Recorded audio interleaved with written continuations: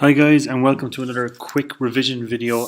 This time we're discussing the French Revolution, which is one of my favourite parts of history. So trying to squeeze all this into a little PowerPoint presentation is kind of tough, but for revision purposes we're going to push ahead with it. So the first thing we're going to look at is the reasons for the French Revolution, and I've kind of condensed them down to 5 main reasons. So the first one was they were bankrupt after helping America with the American War of Independence, a war they shouldn't have went into in the first place due to poor financial situation, but when they went in there, they were absolutely bankrupt.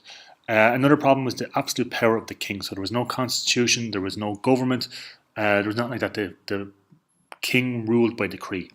Another thing was the tax system was unfair. This was another reason they were bankrupt. A lot of the nobles didn't have to pay tax, they were exempt from taxes. So all the taxes fell then on the middle class and the poor. Another reason, and this is one that is completely out of the control of any government, is that the harvests were poor. And when poor people get even poorer and even hungrier, it causes massive upheavals.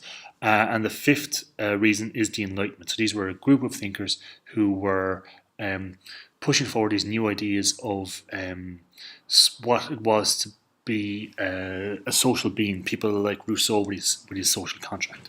So I have a little acronym there of BATHE, so bankrupt, absolute power, tax system, harvest, and enlightenment. So we're going to go through this year by year. So the main event of 1789 was the Estates General. So this was where all the three estates, the estates being first estate being the nobility, second estate being the clergy, and the third estate being everybody else, they had a meeting to try to discuss the tax system. What happened was the third estate was locked out. They took an oath on the tennis court that they would continue to meet until they got a constitution. Then a national assembly was set up. So instead of it now just being a meeting of the three estates where they were just going to deal with taxes, the third estate decided that we are actually going to have a national assembly, which is like a government, and we're going to come up with a constitution and make sure that the laws that we want are introduced. The next big event was the fall of the Bastille, which was in the 14th of July 1789. So this was a prison in Paris that the people of Paris raided. It was a sign of oppression within the French country. And the final thing in August of 1789 was the Declaration of the Rights of Man. This was a monumental document that gave this set out what the rights of men were. I mean, up until then, we're still talking about feudalism still being in place. We're still talking about peasants and lords and all these things. But this is the first kind of modern declaration of what it is to be a man, of all men. And this did extend even to slaves as well within French colonies, which is another fascinating story that you guys don't need to know about right now. 1790, they brought in this thing called the Civil Constitution of the Church. But this was to make sure that the church, who they felt were working against them, had less power to work against them. So if you think a lot of people at the time didn't read, they would go to the church every week, some every day, and the priest would be telling the people who couldn't read basically what was happening. So it had this massive influence. So the National Assembly wanted to make sure that the church was loyal to the country and to the National Assembly instead of to the interests of the Pope.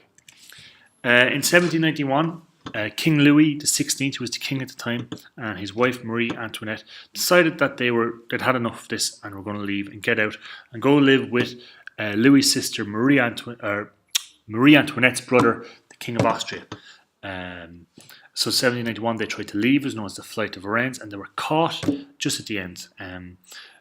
An old postman recognised Louis, his distinctive nose.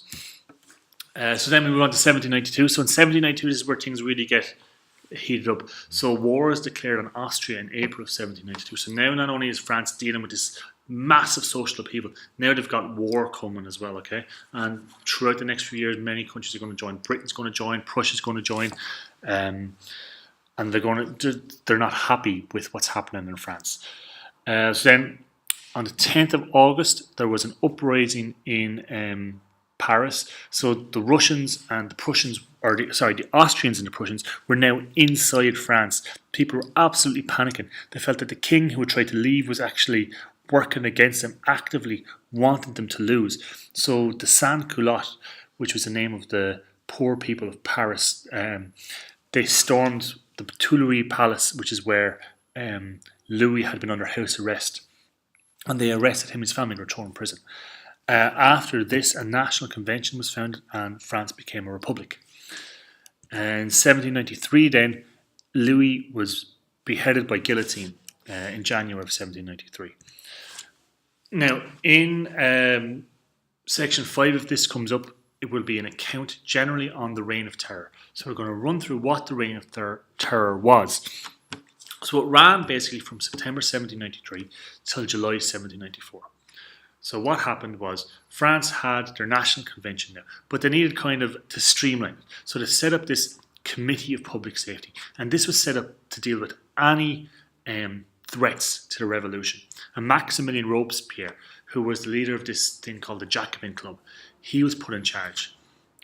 His nickname was the Incorruptible because he couldn't be corrupted. Okay, he was like holier than thou kind of fella. So what were these threats to the revolution? So they fall into 4 kind of categories. There's the Revolutionary Wars, which was the war with Austria and Prussia and Britain and everyone who was against what they were trying to achieve. The second threat was that the old nobility and the church kind of wanted things to go back to the way they were. The church wanted their land back. They wanted to be getting paid. They wanted their own independence and allegiance to the Pope.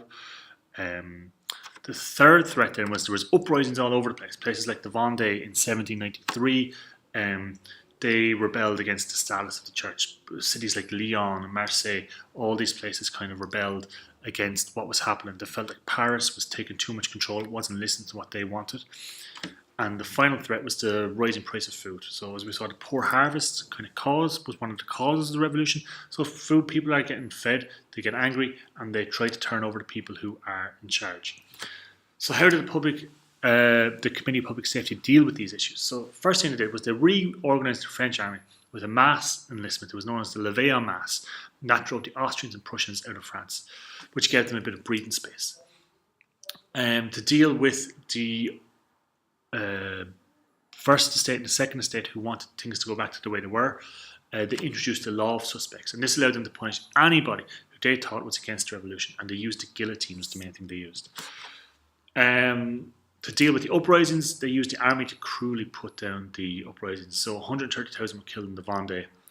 And for the fourth one, they introduced the law of maximums. So there was a maximum price you were allowed to put on bread, and if you went over that, you could actually be guillotined for it.